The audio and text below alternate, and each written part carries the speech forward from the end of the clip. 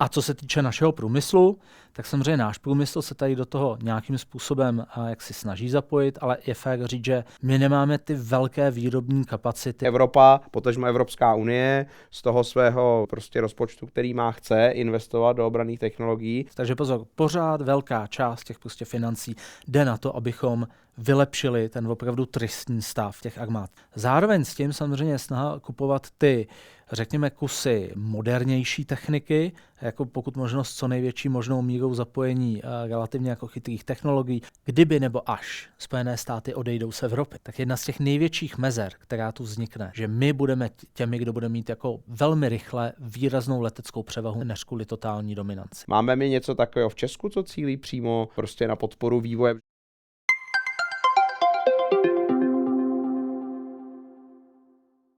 Dobrý den, moje jméno je Jarda Hanzal a vítám vás u 13. dílu Digibazu, podcastu Digitální asociace AVID.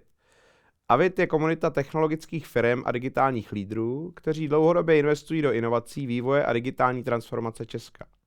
V Digibazu se proto věnujeme tématům, která mají skutečný dopad na společnost, biznis i fungování státu. Dnešní díl jsme nazvali Evropské fondy na obranu, jak na ně dosáhnout.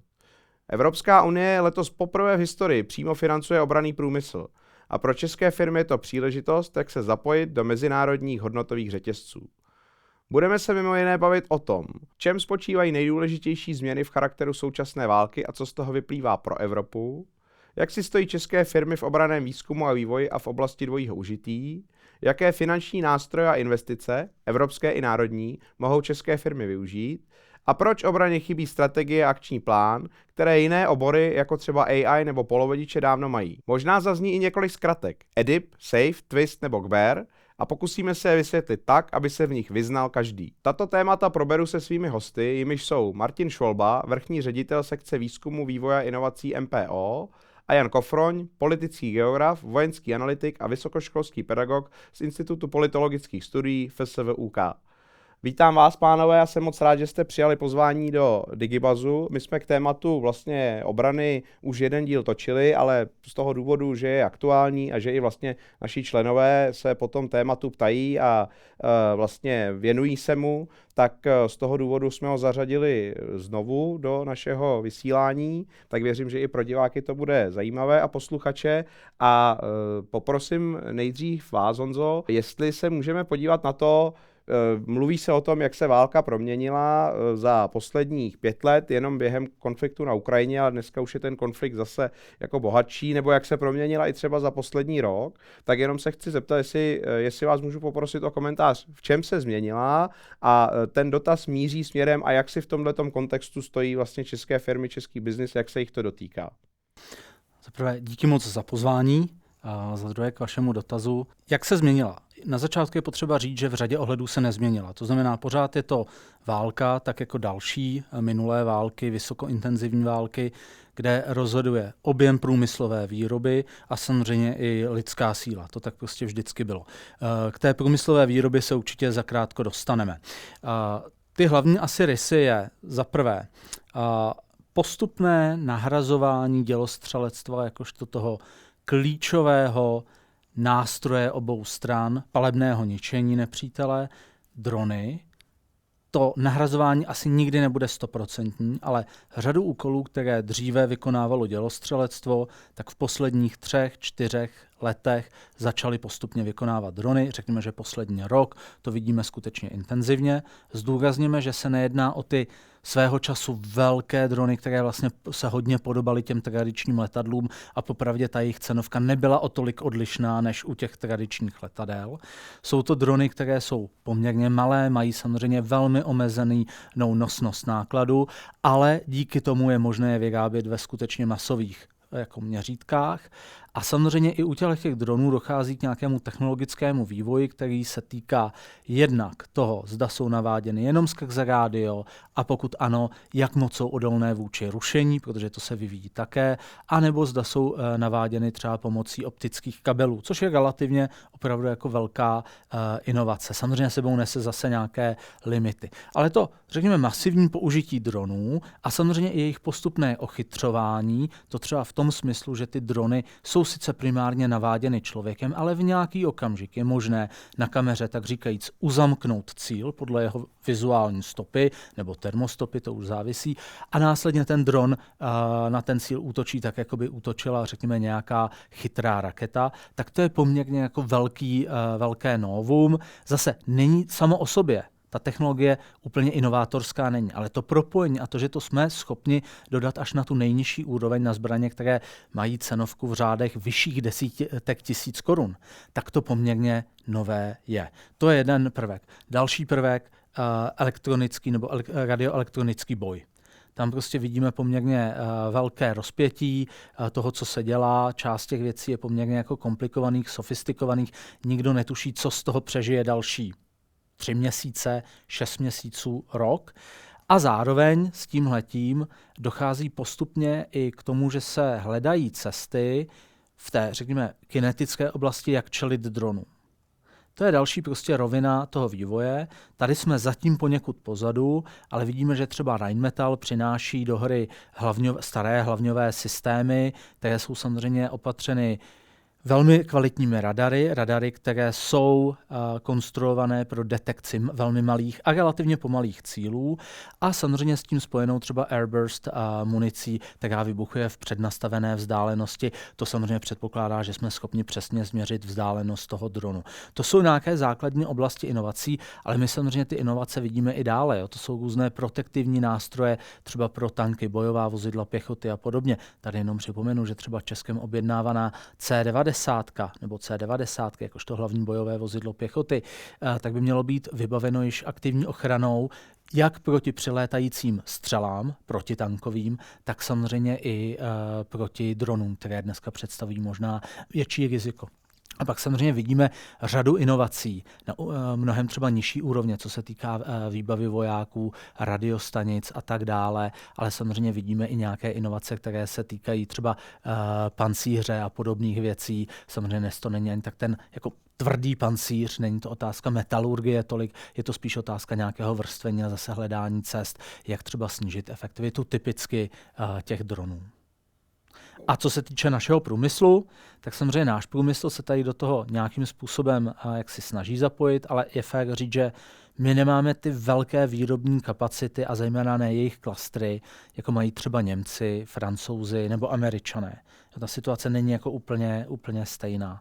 Přesto to, co třeba vidíme v Čechách, PBSK, výrobce malých proudových motorů právě třeba pro použití v dronech.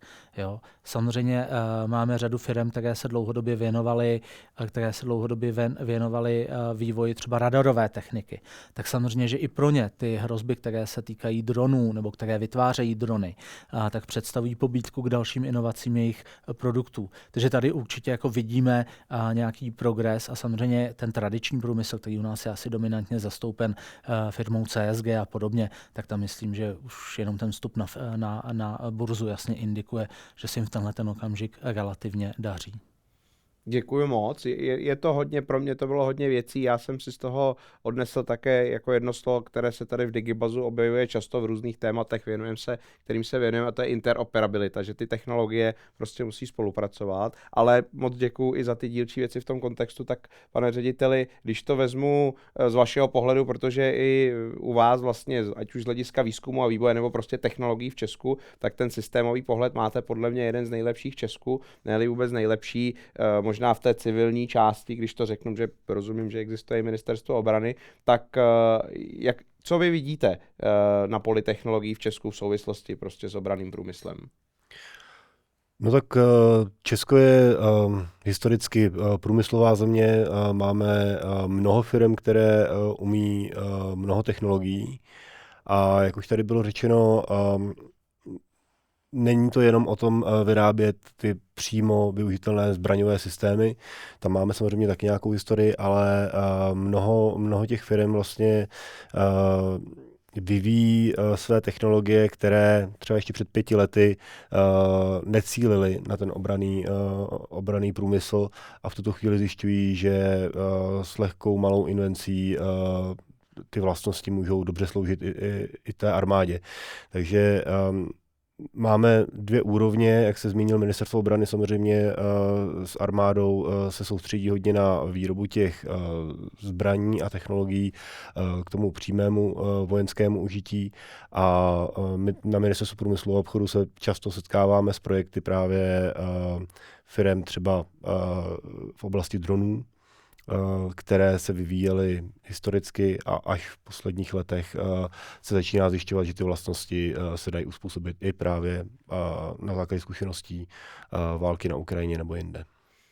OK, já když třeba, co znám od vlastně našich členů, nebo když jsou to ty malé a střední firmy, že ty jsou trošku v jiné situaci než ty velké, tak oni někdy říkají, že ten pivot k té obraně působí na první pohled zajímavě, protože ta poptávka tam je, ale ten způsob, a vlastně o tom jsme měli ten minulý díl, tak já nebudu o tom mluvit dlouho, ale ten způsob, jak se to vlastně soutěží, jak je ten nákup organizovaný, že ten není úplně přizpůsobený tomu, jakoby, aby se toho účastnila nějaká menší firma, tak já jsem se tady minule celkem naléhavě ptal toho, co se v tom třeba podaří udělat, tak by ty odpovědi od té tehdejší reprezentace byly takové relativně v tom vyhýbavé, byly přátelské, ale prostě v tom smyslu, že je to složité. Takže možná, když třeba, protože já vím, že vy máte na starosti ty programy podpory, tak když se podíváte vlastně napříč těmi programy, tak vidíte tam teda projekty z obrany nebo z toho dvojího užití?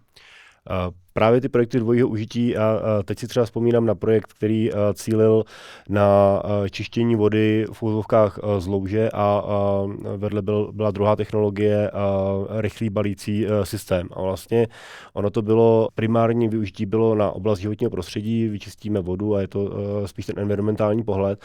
A jen tak v posledním odstavci toho projektu bylo zmíněno, no a mimochodem s drobnými úpravami by se dalo využít, je to mobilní zařízení, které si mohou vojáci vzít do zákupů a vlastně jenom, když jdou na tu frontovou linii, tak si utrhnou litrový pytlík pitné vody, dají se ho do kapsy a jdou dál. Ale vlastně celý ten projekt nebyl primárně zaměřen na to armádní využití, protože přesně firma měla problém doložit tu schopnost prodat to do té armády. Ale, takže bylo to změřeno na to životní prostředí, ale vlastně věděli, že by se tam využívalo. To samé drony. Viděl jsem mnoho projektů na novou senzoriku v dronech, jak umí dron vlastně létat v budovách, jak se orientuje v několika podlažní budově. Ale ty firmy protože my v projektech často hodnotíme ekonomické přínosy, oni se trošku bojí argumentovat ekonomickými přínosy, protože samozřejmě jsou hůř prokazatelné, ale vždycky to tam zmíní.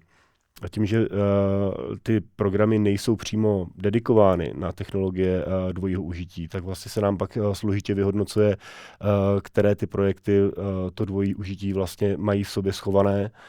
Někdo tam uvede více, někdo méně, ale setkáváme se s tím. To jsem vlastně, na to se doptám, možná se u toho maličko zastavím a vlastně za chvilku se v tomhle přiblížím i k vám, protože já, co jsem vnímal, tak ty firmy, tak jak já s nimi mluvím, tak oni jako vlastně teď jenom reagují na to, tak jak jste to popisoval, takže nebavili jsme se o tom asi úplně přesně v tomhle kontextu, kde oni se tím jakoby vlastně ať už v bance, anebo u vás prostě nechlubili, že mají nějaký jakoby případ vlastně v toho dvojího užití potažmo obrany, protože to bylo zakázané. A vlastně ten důvod, proč ten Digibas dneska děláme, je ten, že naopak dneska to vidíme ve všech těch programech, že se to objevuje, že vlastně Evropa, potažmo Evropská unie, z toho svého prostě rozpočtu, který chce investovat do obranných technologií, i ty jednotlivé země samozřejmě financují, zároveň jsou zákazníky, takže vytvářejí tu poptávku po těch technologiích a že je to něco, čím se vlastně chtějí pochlubit, tak já možná, když se vrátím zase do té Evropy, my jsme mluvili o tom programu SAFE, ten třeba v rámci Digital Europe, kde jsme členy, tak hodně těch členských asociací se nás na to ptalo, jako nechtějí české firmy spolupracovat, nebo prostě je tam nějaká příležitost a vlastně Česko to vzalo hodně konzervativně, aspoň tak, jak já jsem to vnímal, koupili jsme za to ty Leopardy, teď snad se to schválilo nedávno v poslední době a dálnice, to znamená ty projekty výzkumu a vývoje se tam vlastně vůbec neobjevují. Vím, že třeba Maďarsko nabíralo asi vlastně, já nevím, 17 miliard euro, my třeba 2, tak možná se zeptám, nemusí to být nutně jenom toho Maďarska a toho Česka, ale do čeho investují, prostě do čeho se v Evropě teď investuje z hlediska těch technologií, které ovlivňují tu válku tak, jak ji dneska známe? Možná jenom jednu malou poznámku k tomu safeu. Jo, tam je potřeba si uvědomit, že ten safe nejsou jakoby peníze zadarmo. Jo? Na konci se to půjčka. musí splatit. A tam samozřejmě velký, nechci říct spor, ale velká diskuze byla na téma, do jaké míry je to výhodné. Ono je to velmi výhodné pro některé poměrně hodně zadlužené země v Evropě, které si půjčují za relativně hodně, nebo nemají úplně tak, nebo další půjčka pro ně prostě vždycky znamená problém, třeba u Moody's a tak dále, jim se může zhoršit rating. Jak jsem vyrozuměl, tak toto vlastně náš problém nebyl. To znamená, aspoň teoreticky ten český stát by si dokázal podobné prostředky půjčit na trhu za minimálně srovnatelných podmínek. To znamená, tam jako jedna z těch motivací vlastně odpadala. Jestli ministerstvo nebo ministerstva nebyla o něco jako konzervativnější, než by být mohla ve využití tohoto nástroje, to si nedovolím tvrdit, ale vím, že tam tahle jako diskuze probíhala. Byť to možná budu potom opraven, jak to teda skutečně bylo. Nicméně, zpátky k té vaší otázce. Ty technologie, za prvé, jsou to pořád ty tradiční technologie. Ty tam zůstávají a vždycky budou tvořit pravděpodobně většinu toho, co se kupuje. To znamená, že se podíváme na Němce, na Brity a tak dále, to, o co se jedná, ty dlouhodobě podživené armády, tak prostě nakupují tanky, nakupují letadla, nakupují děla a tak dále, protože toho prostě máme nedostatek a tam jsme se skutečně v uplynulých dekádách dostali někam jako hodně dolů, někam skoro na tu nejnižší jako úroveň, co byla vůbec možná. A teď je snaha to samozřejmě nějakým způsobem opravit. Takže pozor, pořád velká část těch prostě financí jde na to, abychom vylepšili ten opravdu tristní stav těch armád, i co se týče té kvantity.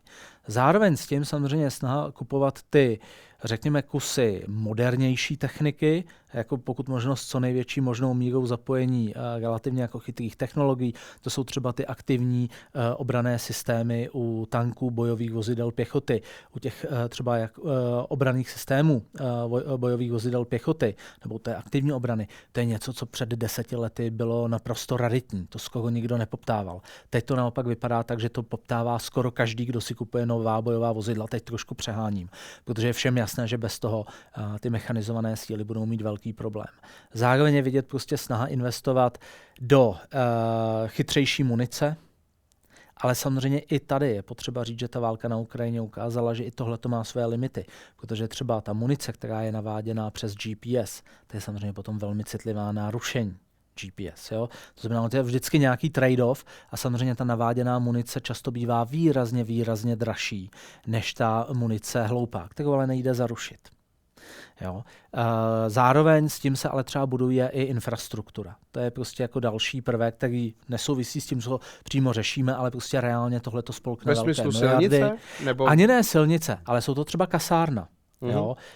Protože řada těch armád si uvědomila, že jsou příliš malí, i třeba výcvikové prostory nedostačují, tak je prostě potřeba postavit byty nebo kasárna pro vojáky. V tomhletom příkladě můžeme zmínit třeba Litvu, která znovu zavedla povinnou vojenskou službu po roce 2015. To znamená, si to vyžádalo náklady na to, aby znovu obnovili tu infrastrukturu, kterou několik let předtím vlastně zlikvidovali. S tím, že samozřejmě se tu bavíme třeba i o moderních simulačních technologiích, protože když potřebuji vycvičit větší množství lidí, tak tohle je jeden ze způsobů, jak tu jinak velmi drahou techniku nějakým způsobem pošetřit a počkat, až ten voják bude připraven na to, aby ji využil. Jo, takže to jsou samozřejmě další taky prvky, kam se investuje. Investuje se hodně do protivzdušné obrany, která také byla hodně oslabená. Teď je otázkou samozřejmě, jakou formou to bude, jestli primárně půjdeme nějakou cestou třeba miniaturizace raket, jakožto toho hlavního nástroje proti dronům, nebo jestli to budou spíš ty kanonové prostředky, to, co má ten Rheinmetall, a je to svým způsobem poměrně úspěšné na Ukrajině, ale zase by to bylo úplně efektivní, my bychom jich museli pořídit skutečně jako velké množství. To se bavíme o stovkách a stovkách kusů. Jo. To jedna baterie by nestačila.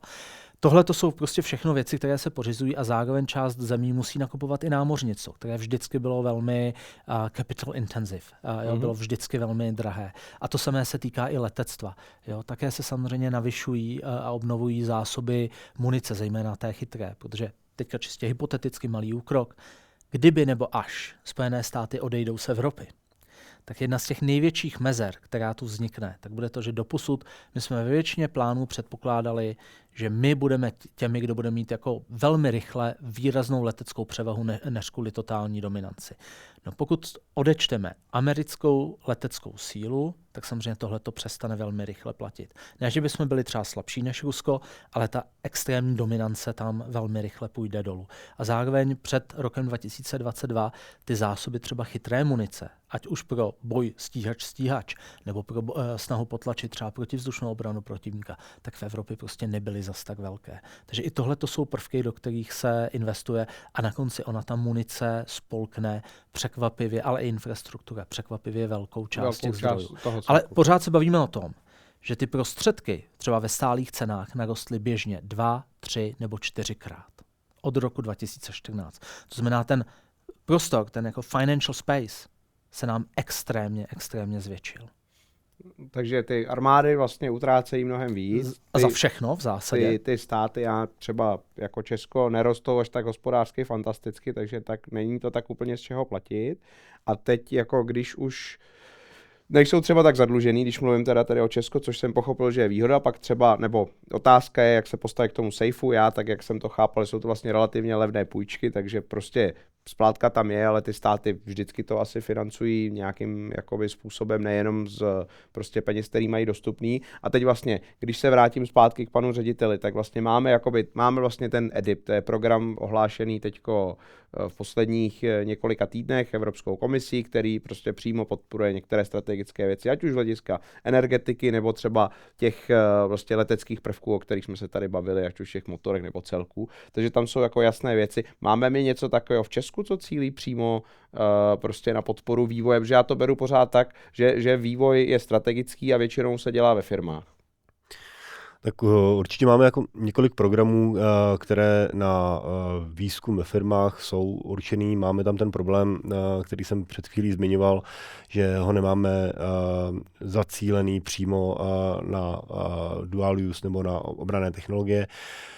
Ale když to vezmeme trochu horizontálně, máme program Twist, zmiňoval z toho na začátku, zaměřený na umělou inteligenci.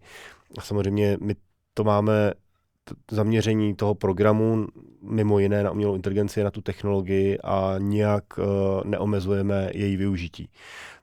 Takže projekty z obranného průmyslu, které chtějí implementovat AI do svých produktů nebo procesů, tak samozřejmě jsou eligible v rámci toho programu. Máme program aplikace, teď bude vyhlášen do poloviny roku vlastně velká soutěž na stepové oblasti, kde mnoho těch technologií z toho obranného průmyslu určitě najde své uplatnění. Máme program Trend, který doufejme obnovíme po loňské pauze ve vyhlašování soutěží, kde opět je to ze široka pojatý program pro podniky na aplikovaný výzkum. Samozřejmě ty programy tím, že nejsou určeny pro ty obranné technologie, které jsou často velmi nákladné, tak mají své technické omezení. Ty parametry těch projektů mají nějaké finanční limity, takže ať už program Trend nebo Twist jsou zaměřeny na projekty na úrovni uznatelných nákladů 50 milionů korun, často na 2-3 roky, tedy není to úplně velká investice, spíš jsou to takové drobnější věci. U programu aplikace ta možnost je samozřejmě výrazně vyšší, tam jsme až u 100 milionů korun. Takže ty programy máme a zároveň se připravuje nové období budoucí koheze, takzvaný program NRPP. Teď se diskutují témata na té high-level úrovni, jak na úrovni České republiky, ale taky s komisí se vyjednává. A v podstatě technologie dvojího užití se dostává do těch základních parametrů té budoucí koheze.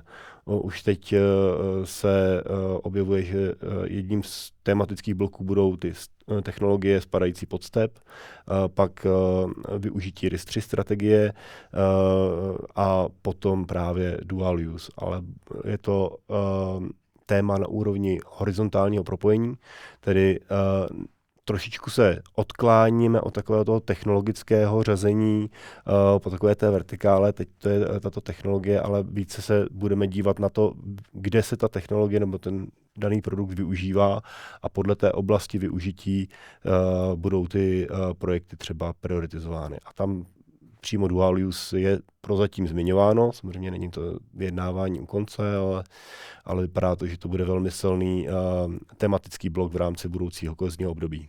Já se jenom tady zastavím, abych to možná pro diváky trošku, nebo abychom to ještě jakoby upřesnili nebo ujasnili. Když řekneme spadá pod STEP, tak tomu já rozumím, když tak mě opravte, že patří mezi ty, čemu já říkám kritické technologie, což jsou technologie, které jsou určené pro ekonomický rozvoj vlastně firem i pro bezpečnost státu. To znamená, a je možné je podpořit v rámci té iniciativy STEP, která je jasná. My jsme podle mě poslední stát, který se k ní jako v Evropské unii připojuje. Takže to už je jasně daný. A vlastně ty priority toho STEPu jsou známý a je to teda společná evropská strategie, jakoby do čeho posílat peníze na technologie. Přesně tak. Takže to je jedna věc. A druhá věc, vy jste mluvil o té RIS3 strategii, my jsme tady o tom mluvili maličko trochu zákulisí, tak já jenom s dovolením na to se doptám. Pochopil jste, to je vlastně národní strategie, regionální inovační strategie, která slouží pro vyjednávání toho příštího rozpočtu a tam se teda ta témata z oblasti obrany budou objevovat. Tak, jsou to 3 tematické bloky, STEP, RIS3 strategie a právě to dual use, které vlastně Evropská komise říká, že v rámci těchto 3 bloků můžeme navrhovat jako členské státy své reformy a investice. Pořád se bavíme o tom, že jsme ve fázi vyjednávání těch velkých témat a poté půjdeme do té větší granularity a budeme navrhovat konkrétní opatření. Ale už budeme se obhajovat vůči těmto tematickým blokům. RIS3 strategie byla i v tomto období, mimochodem Česká republika je chválena a dávána za příklad ostatním členským státům, jak se dělá RIS3 strategie. Opravdu máme dobré jméno, že ten způsob tvorby té strategie je tak, jak by měl být. Pan ředitel Šetečka musí mít radost. Ano, pan ředitel Šetečka je otcem právě této strategie, takže určitě ho to těší. A je důležité to, že ta strategie vzniká ze spoda na národních inovačních platformách, takže vlastně stakeholdři mají možnost ty témata navrhovat, ale zároveň si je navzájem i nad nimi polemizují a neprojde do té strategie vše. I tak je poměrně dost široká. Náš cíl je ji zaktualizovat a ještě zúžit. A to, jak je dělaná správným způsobem, tak nám vlastně na komisi dává velmi dobrý prostor se na ní zaměřit. A zároveň v rámci této RIS3 strategie můžeme dělat takzvané mise, protože když si tu RIS3 strategii představíte, tak je takzvaně po sloupečcích, po nějakých doménách a pak tam máte horizontální témata, která procházejí napříč těmi tématy. V tuto chvíli máme 2 mise, jedna je zaměřená na environmentální technologie, jedna je zaměřená na kyberbezpečnost a technologie dual use je v nějakých našich plánech jako další možnost, jak vytvořit tu misi a vlastně z těch jednotlivých sloupečků v každé z té technologie nebo z té domény vybrat to, co se týká dual use a vytáhnout to do koncentrovaného tematického bloku a říct, toto je téma, které bychom měli nějakým způsobem podpořit. A pak si můžeme vybrat, jestli to budou evropské zdroje nebo národní, nebo jejich kombinace. A to by měla být ta cesta, jak vlastně nahradit tu trochu absenci konkrétní strategie na ty technologie dvojího užití. Tak a teď jste mi nahrál na další otázku, moc děkuju. V podstatě my jsme tady historii Digibazu probírali jsme, já nevím, Česko má svoji národní strategii umělé inteligence, podle té se něco dělá. Máme třeba čipovou strategii, která se hodně dotýká energetiky, aspoň tak, jak já to znám třeba od našich členů, nebo ona se dotýká čipové strategie, ale tak, jak jsme celkem úspěšní v Evropě, kde se zapojíme do těch čipových iniciativ, ale pro ten obranný průmysl, a teď já ptám se, podle mě nic nemáme, nebo je na stole nějaká strategie, co ten biznis samozřejmě má tu tendenci dělat to, co je momentálně nejvíc jakoby profitabilní, tomu asi všichni rozumíme, ale ten stát může asi v nějakém dialogu, který by měl probíhat, třeba společně vytvořit strategii toho, jak to Česko posunout, jako výš třeba v těch hodnotových řetězcích nebo něco takového. Máme něco takového? Nějakou strategii prostě rozvoje obranného průmyslu v Česku? Jako podle mě na úrovni toho, co jste jmenoval, tak já se obávám, že nikoli. Jo. Zároveň, aby to nevypadalo, tak samozřejmě ministerstvo obrany v rámci těch svých plánů, ať už je to třeba koncepce výstavby a tak dále, bílá kniha, tak oni samozřejmě tu otázku obranného průmyslu nebo zbrojního průmyslu tam mají. Tam samozřejmě jsou tyhle ty věci zmiňovány. Je ale dobré dodat tady v tom jednu podstatnou věc. Do roku, nebo kolem roku 2014 my jsme na obranu dávali 1%, a to s náma vydrželo zhruba do roku 2020. A mimochodem, ono z toho těch 2%, pardon, z toho 1% nešlo 20%, 1/5 na equipment, jak vždycky žádalo na to. V našem případě to bylo často 5 až 10%. To znamená, ty objemy, za které se tady nakupovalo, ať už od domácích nebo zahraničních firem, tak byly naprosto miniaturní. Takže samozřejmě v tomhletom prostředí dělat nějakou strategii, jako to by bylo tak do šuplíku. Jo. A fakt jsme, pardon, že vám skáču do řeči, fakt jsme až do roku 2020 utráceli 1%? Ano, teprve v roce 2020 jsme začali dávat 1,3 něco a to 1,3 bylo ještě způsobeno covidem. Kdyby bývalo covidu a toho propadu ekonomického o zhruba 5,6% HDP, tak my bychom stejně dali 1,27, 1,28. Jo. A patřili jsme, prostě my jsme do roku 2022 včetně, patřili mezi 5 nejhorších zemí v rámci NATO. Teďka mě někdo možná opraví, že to bylo 6. Ano, Island, který nemá armádu, tak skutečně by nás dokázal posunout o tu příčku nahoru, ale to už se trochu jako bavíme o nějakém jako lehce bizáru. My jsme skutečně patřili k těm nejhorším a popravdě my dokonce ještě v roce 2023 jsme dávali 1,37. To zní skoro neuvěřitelně. A to zní téměř neuvěřitelně. A teď jenom jako dělat v tomhletom kontextu nějakou jako průmyslovou strategii pro obranný průmysl by bylo jako v podstatě zbytečný, protože to nedávalo jako smysl. Ano, na papír si můžu napsat cokoliv, ale jako nikdo to nemá jak vytěžit. Zároveň, jak už tu padlo, tak problém byl samozřejmě i v tom, že třeba banky se neúplně pozitivně koukaly na obranný průmysl. To je pravda. Tohle se samozřejmě jako v posledních zhruba 3 letech poměrně výrazně změnilo. Zároveň je vidět, že prostě i ty ostatní státy v Evropě do té obrany přidávají. Dokonce i my, byť jako máme tu problémy, tak jako přece jenom ten současný rozpočet je větší, než co byl dříve. Takže možná dnes by to stálo za to zvážit, jako kam se posunout. Je ale dobré říct, že vlastně ten český zbrojní průmysl, a teď zase se bavíme dominantně o CSGčku, ale i o dalších firmách, tak vlastně nevyrostl díky státu, ale jako naopak tak díky trošku jiným jako státům? Díky možná jiným státům, včetně Ukrajiny samozřejmě. Jo.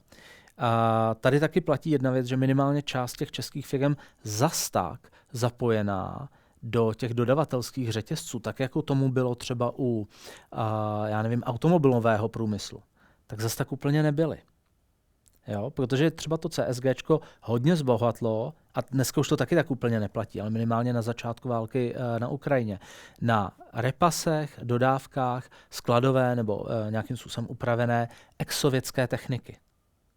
Tohle to samozřejmě jako dlouhodobě nebude cesta a díky tomu oni měli výhodu, protože oni mohli dodat Ukrajincům něco, co oni znali, používali, takže prostě nevytvářelo to logistické problémy jako často výrazně lepší, ale technologicky úplně jinak jako konstruované systémy, které dodávali třeba západní státy. Ale samozřejmě, že dlouhodobě ty české firmy, pokud chtějí hrát nějakou výraznější roli, tak se prostě budou muset zapojit do těch dodavatelských řetězců. Jo. To je třeba ten příklad těch firm, které dodávají buď to nějaké radary, které na konci můžou být použity na letištích, na lodích jako součást jako jiných platform. Týká se to samozřejmě i producentů munice nakonec, byť to je jako velmi specifický příklad. Týká se to ale samozřejmě i třeba producentů leteckých motorů a tak dále. Jo, jsou to nějaké subkomponenty, které můžou být použity prostě v nějakých jako větších celcích. A tady možná jenom ještě se hodí říct jednu věc. Uvědomme si, že třeba svého času velmi úspěšný turecký Bayraktar, to je ten dron, který ničil na začátku ty ruské tanky, tak on sice je tureckým strojem, ale to, co je na něm nejcennější, to je vlastně ta pozorovací soustava, taková ta bambule pod tou přídí, tak ta samozřejmě není turecká. Tam je optika z Kanady dominantně. Jo. A tohle je potřeba si uvědomit, že samozřejmě i země, jako je Česká republika, tak pokud budeme dělat nějakou strategii, tak je naivní si myslet, že my budeme schopni vyrobit všechno. Ne. My budeme muset být nějakým způsobem zasíťováni do těch existujících struktur. Někdy budeme dělat víc, někdy budeme dělat míň. Určitě budou části techniky, kde budeme skoro soběstační a zase budou části jakoby vybavení vojenského, kde my budeme dodávat fakt jenom nějaký dílčí prvek.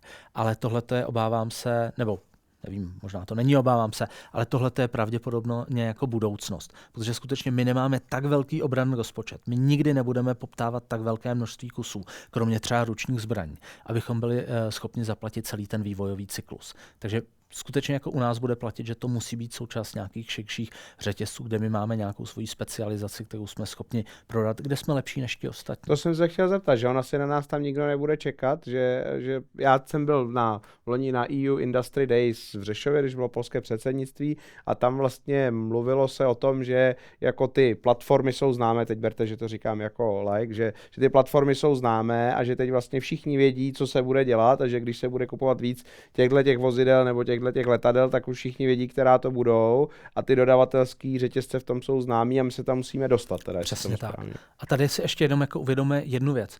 Obchod se zbraněma, dokonce ani v rámci EU, to není úplně běžný tržní prostředí. Jako, ať nikdo si nepředstavuje, že tam probíhá stejná soutěž, nebo že tam je stejná míra soutěživosti, jako kdyby jsme prodávali rohlíky, nebo nemusí to být rohlíky, můžou to být třeba auta. Jo, není tomu tak. Ty státy si tenhle ten průmysl nějakým způsobem hlídají. Podívejme se třeba na Francii. Francie jenom výjimečně nakupuje zbraně z jiných států. Díky tomu samozřejmě, ale i protože jsou velcí a nakupují velká množství těch zbraňových systémů, tak jsou schopní vlastně udržet si nějakou míru soběstačnosti. Němci jsou v tomhletom takový benevolentnější, ale i u Německa jako platí, že ten tank tam nakonec bude německý. Možná vyroben ve spolupráci s někým. Možná bude obsahovat nějaké třeba systémy hasicí Deugra, které nesou z Německa, zítra můžou být z Itálie. To je samozřejmě možné, ale ten základ bude prostě německý. A ty velké státy si samozřejmě tohleto do značné míry pohlídají. Ne na 100%, ale tak to bude. To znamená, tohle je taky potřeba si jako uvědomit a nepředpokládat, že jednak český stát má dostatečné finanční kapacity na to, aby těm firmám skutečně skrze ty velké objednávky zaplatil výzkum vývoj. To se bude týkat jenom velmi specifických typů techniky. A zároveň ty další státy si to budou hlídat.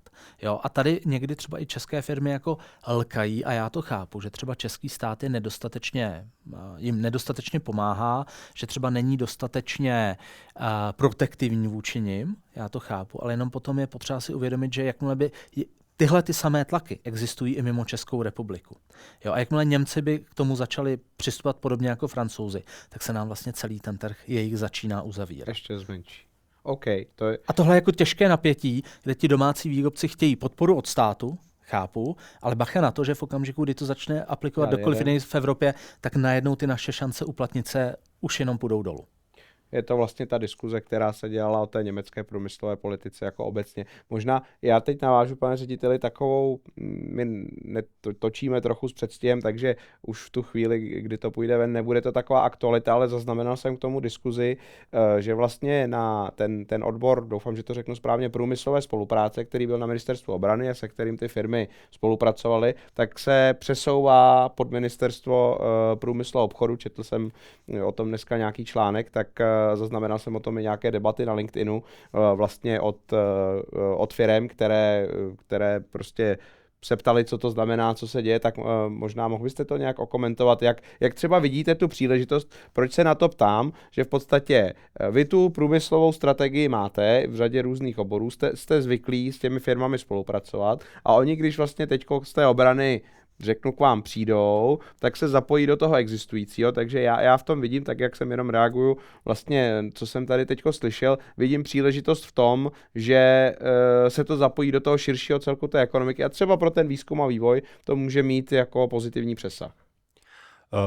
I pro mě je to relativní novinka a tento přesun, ale je pravda, že tento odbor se přesouvá na ministerstvo. Řekl bych, že je taková součást té strategie vybudovat z ministerstva průmyslu a obchodu ministerstvo hospodářství v tom širším pojetí slova smyslu. A vlastně i naše sekce výzkumu je výsledkem nějakých přesunů agent. Je důležité říct, že vlastně v rámci té sekce, která na ministerstvu obrany nejspíš zaniká, tak byly 3 odbory, pouze jeden z nich se přesouvá na ministerstvo průmyslu a obchodu a 2 zůstávají na ministerstvu obrany. Mimo jiné i výzkumné aktivity v rámci té sekce zůstávají na ministerstvu obrany, tedy to si kolegové samozřejmě drží, protože tam realizují ty potřeby armády, ale právě ta část toho průmyslu, spolupráce těch průmyslových firem, startupů v oblasti těch obranných technologií, tak se přesouvá k nám. A myslím si, že by to mohlo mít ten pozitivní dopad toho zapojení, řešení té hospodářské strategie, kterou všichni již znají.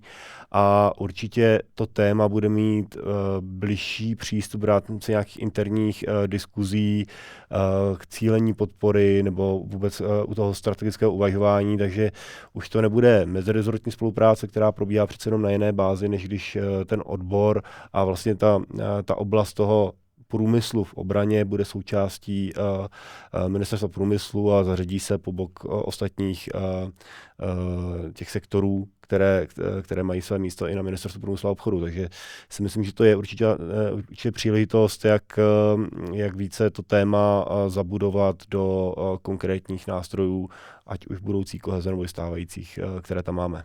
OK, a když se zeptám ještě vlastně na jeden detail, protože co jsem zaznamenal zase jako od našich členů, oni trochu mají obavu do těch projektů, když se bavím o tom výzkumu a vývoji, uvádět ty konkrétní technologie tak, jak je chtějí vyvíjet, ale to, co třeba na tom ministerstvu obrany funguje v oblasti bezpečnostního výzkumu a běží to, tak u vás je to asi trochu jinak postaveno, když tam jsou třeba v tom evropské prostředky, nebo to má Unie stejně?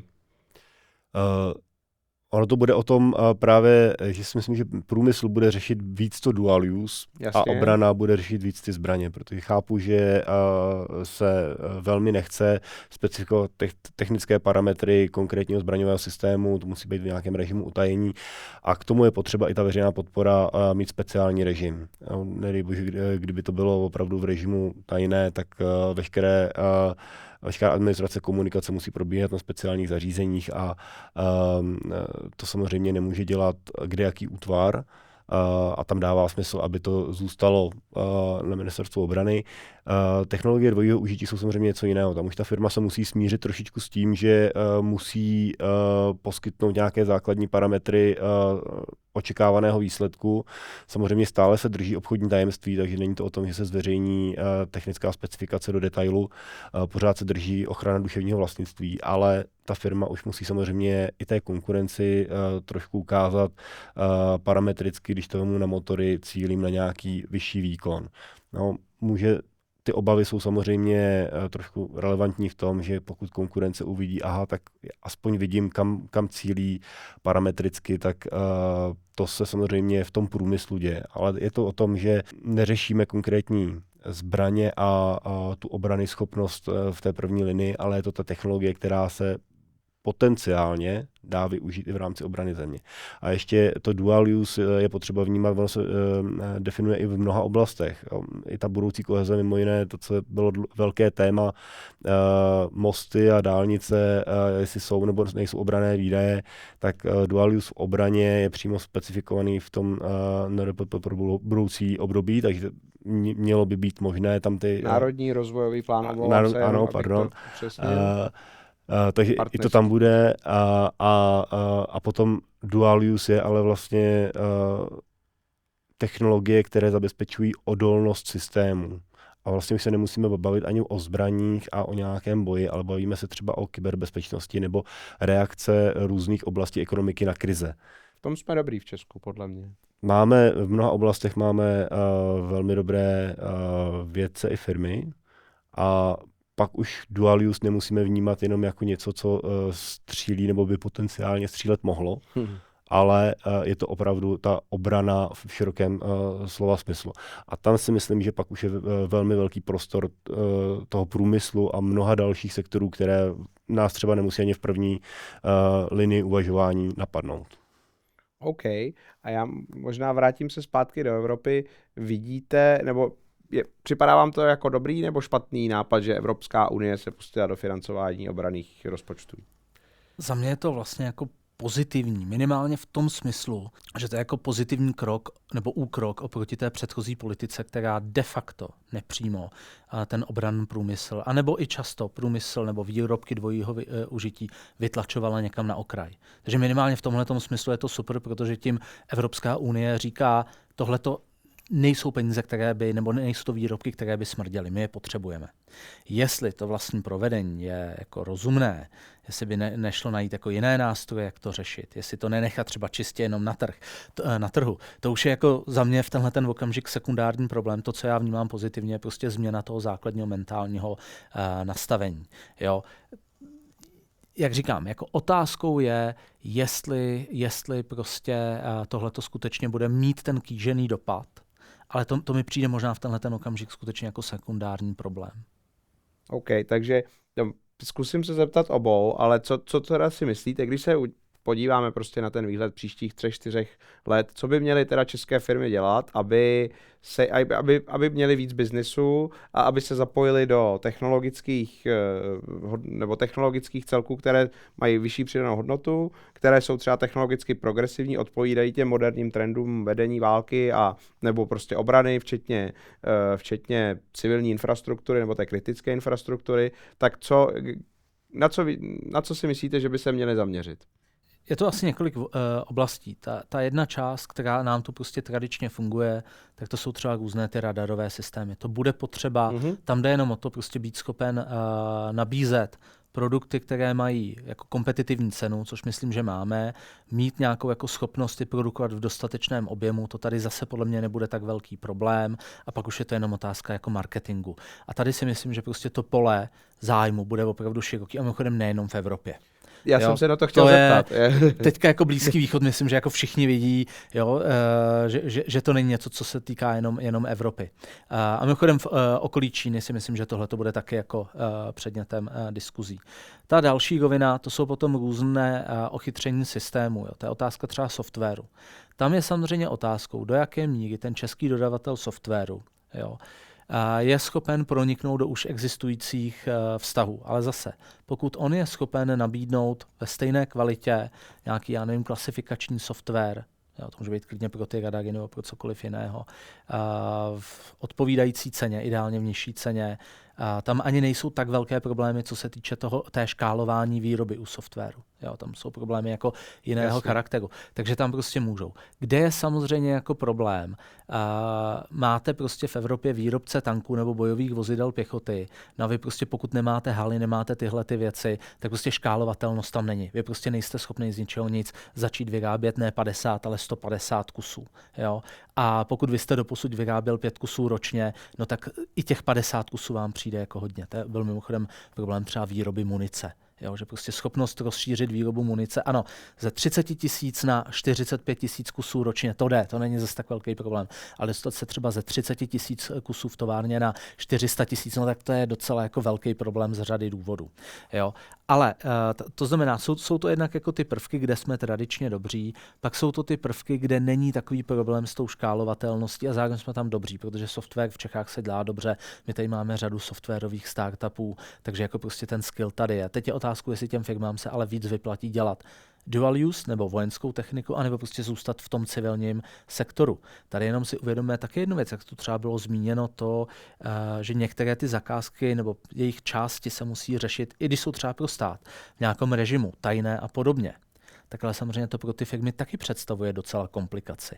Jo? Protože jenom nakládání, jak to správně zaznělo, i s těma čistě jako byrokratickými materiály, jo? I se spisy, musí vypadat jinak, musí být na to zabezpečené místnosti. Ty lidé musí mít prověrku a i když je toto s pojmenutím hloupé Dčko, které je vlastně skoro na spodku té pyramidy, tak se bavíme o třeba měsíčním šetření. Kolik zaměstnanců to je potřeba?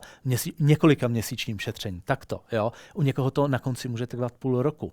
A teďka bychom mohli vlastně jako pokračovat, co všechno to bude pro tu firmu znamenat. Jakýkoliv vyšší stupeň, Tčko nebo nedej bože PTčko, tak to se už bavíme jako o opravdu zásadních omezeních. Plus samozřejmě ty věci, které se týkají jako exportu vojenského materiálu, tak samozřejmě také podléhají kontrole a nejsou to úplně jako jednoduché záležitosti. Teď můžeme vidět nějaké ozvěny těchto problémů v jedné nejmenované sbírce. Já jenom zareaguju, my to jako i naši členové se na nás tím jakoby obracejí, takže my jsme s tím pomáhali s nějakým, jakoby, ať už my jsme humanitární pomoc, takže to bylo vlastně v té první vlně, takže to jsme v rámci nějakého toho krizového mechanismu Evropské komise posílali, měli jsme tu iniciativu Laptops for Ukraine, takže poslali jsme tam několik tisíc jako ať už zařízení, nebo pak dostali jsme třeba modemy, takže ty jsme tam posílali, takže viděli jsme, jak funguje ta logistika, tak teď někteří členové, kteří tam exportují, tak v těchto těch procesech jsou a jsou velmi komplikované. Někdy to vyžaduje souhlas vlastně, když to ten poslední případ, co vidím, když to neřeknu úplně konkrétně, vlastně souhlas vlastně jako české strany, ukrajinské strany, Evropské komise. A vlastně tady se stalo to, že vlastně tam došlo k nepřesnému vymezení té technologie prostě v nějakém tom kroku a když to skončilo, tak se vlastně zjistilo, že se to musí udělat celé vlastně znova, jo, a řeší se to půl roku. To znamená, ten vývoz je jako složitý a samozřejmě větší firma to zvládne s nás. Tenhle ten případ, který řeším, tak se týká firmy, která tu kapacitu na to má, takže ta jako dokáže se v těch procesech orientovat, ale když to s nima procházíme, tak vidím, že to je jakoby nesmírně složitý pro to škálování toho biznesu. A tady jenom řekněme ještě jednu věc. To, co je problém z pohledu zejména těch jako menších firm. Oni jsou těmi, kdo musí si být vlastně jako jistí, jestli dodávají vojenskou technologii, dual use, anebo civilní. To znamená, ono to není tak, že by ministerstvo nadiktovalo, tak toto je dual use. Vy se musíte řídit tímto. Ono a řeknu jako bohužel je to tak, že vlastně ta firma musí být tím, nebo je tím, kdo vlastně nese tu odpovědnost za tu klasifikaci. Blbé je, že ex post se jí může stát, že někdo z ministerstva přijde a řekne jí, tak to bylo špatně. A teď vzniknou jako docela zásadní problémy. OK, to je asi teda ta konkrétní situace. Jak blížíme se nakonec, tak pane řediteli, my nás teď budeme poňoukat, abyste nám něco slíbil, nebo na něco jsme se mohli těšit. Tak vidíte třeba jakoby do budoucna, nebo ten dotaz původní platí, to znamená, na co si myslíte, jako že ty firmy by se měly zaměřit, aby se jim dařilo, aby se nám všem lépe dařilo a kde třeba vidíte prostor, protože že by se jim s tím dalo trochu pomoct nějak cíleně.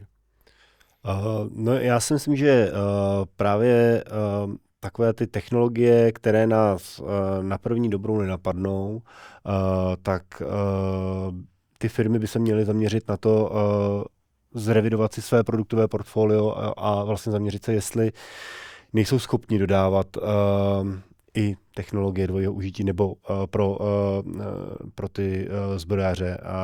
Máme třeba velmi silné optické firmy v oblasti optiky. Vlastně myslím si, že málo kdo ví, že Česká republika bude, nebo už možná má, v Družicích obrovský dalekohled, jeden z nejlepších na světě, který vidí hrozně daleko. Zároveň máme skvělý mikroskopy.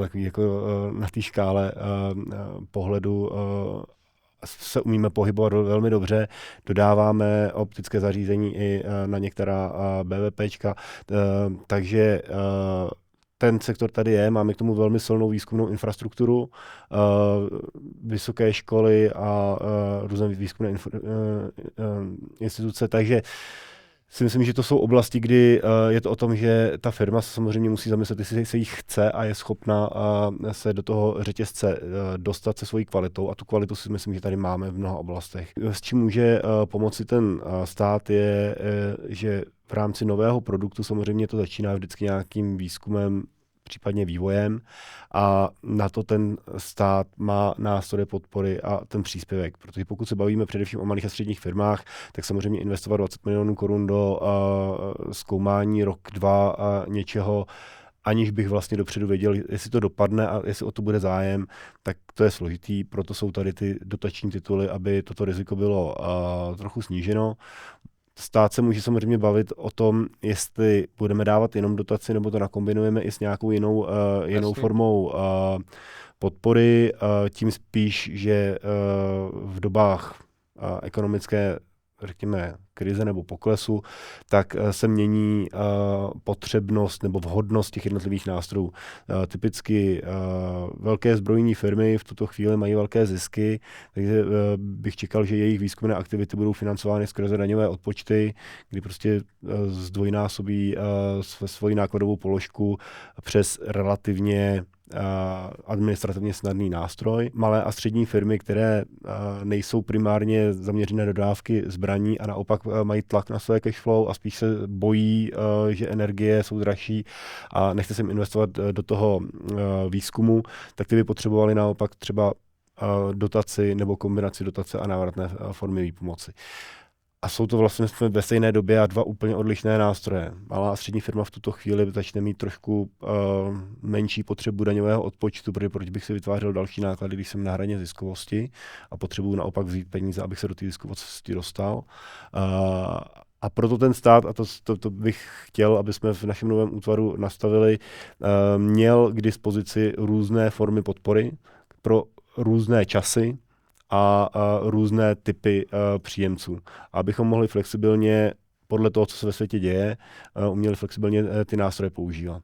Takže v době, kdy je potřeba cash, tak aby jsme uměli dávat třeba i menší dotaci, ale návratnou formu, aby bylo půjčku. Třeba půjčka nebo záruka, ale aby ta firma nemusela používat vlastní peníze na spolufinancování, anebo ta dotace, záleží se na velikosti firmy.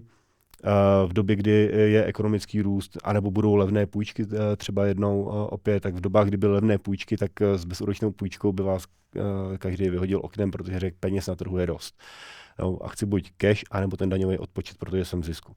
Takže ten stát si myslím, že nemůže si říct, že mám jedno opatření, které vyřeší všechny problémy. Měli bychom mít připravenou celou škálu těch opatření a flexibilně je nabízet těm podnikům, protože ten výzkum je náročný a ty peníze, to je potřeba taky vnímat, ty peníze nejsou, že dáváme firmám peníze na to, aby více vydělávali. Dnešní doba je rychlá, je to o rychlosti. V minulosti se jelo na objem výroby, kdo více vyráběl, tak ten prodával. Když Ford, jak začínal, tak prostě masová výroba ta jela. Pak se jelo na nízké náklady, pak se jelo na kvalitu a teď se jede na rychlost. Protože dřív nebo později vás tou kvalitou někdo dožene, ať už Čína, Amerika, nebo my někoho se snažíme dohnat. A kdo přijde s tím řešením jako první, tak získává tu konkurenční výhodu.